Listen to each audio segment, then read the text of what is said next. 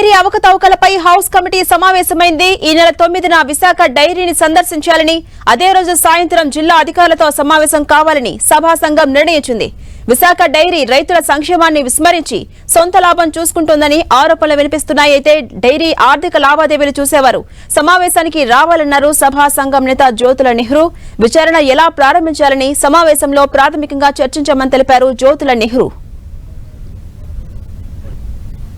ప్రధానంగా రేపు 9వ తారీఖున ఫ్యాక్టరీకి వెళ్లి ఫ్యాక్టరీలో ఇన్స్పెక్ట్ చేసి పరిస్థితుల్ని సంగ్రహించి తదుపరి కలెక్టర్ ఆఫీసులో 3 గంటలకి జిల్లా అధికారులతోటి దానికి సంబంధిత అధికారులందరినీ కూడా పిలిచి వారితోటి ఫ్యాక్టరీ ఎవరైతే అక్కడ ఎండీ గాని సంబంధించిన ఆర్థిక లావాదేవీలు చూసేటటువంటి వ్యక్తులు గాని అందరినీ కూడా అధికారులని రమ్మని పిలవడం జరుగుతుంది. వాళ్ళందరితోటి కూడా రివ్యూ చేయడం జరుగుతుంది.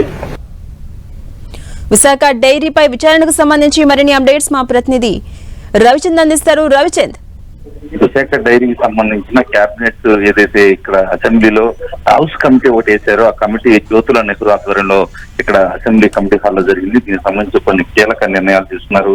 విశాఖ డైరీకి సంబంధించిన వ్యవహారంపై ఈ నెల 9వ తారీఖున విశాఖలో పర్యటించాలని చెప్పి ఏదైతే హౌస్ కమిటీ నిర్ణయించింది. ఆ రోజు కలెక్టరేట్ లో అధికారులతో సమావేశాలకు నిర్ణయం తీసుకున్నారు.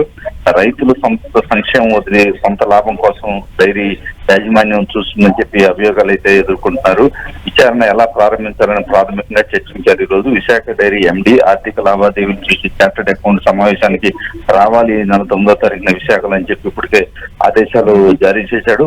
పాడి రైతులు నష్టపోకూడదనే కోణంలోనే మా సిఫార్సులు ఉంటాయని కూడా chairman Jyothula Nehru house committee chairman చెప్తున్నారు. వ్యక్తిగత ప్రయోజనాల కోసమే అవకతవకలు జరిగాయి. గతంలో విశాఖ డైరీ ఆపరేషన్స్ కు ఇబ్బంది లేకుండా నష్ట నివారణ చర్యలు మీ హౌస్ కమిటీ నివేదిక ఇస్తుందని కూడా చెప్పాం. దీనికి సంబంధించి పల్లా శ్రీనివాస్ కూడా మాట్లాడారు. అదేవిధంగా వెలగపూడి రామకృష్ణ బాబు, బోండా ఉమా, కౌతు శిరీష, సుజయ్ బేబీ నాయన, దాట్ల సుబ్బరాజు సభ్యులుగా కూడా హాజరయ్యారు. ఇటు పరిస్థితిలో కూడా పాడి రైతుల సంక్షేమం కోసం పనిచేస్తాం, విశాఖ డైరీలో అవకతవకలు వెలికి తీస్తామని కూడా మీరు చెప్పడం జరిగింది. Right, thank you Ravichand.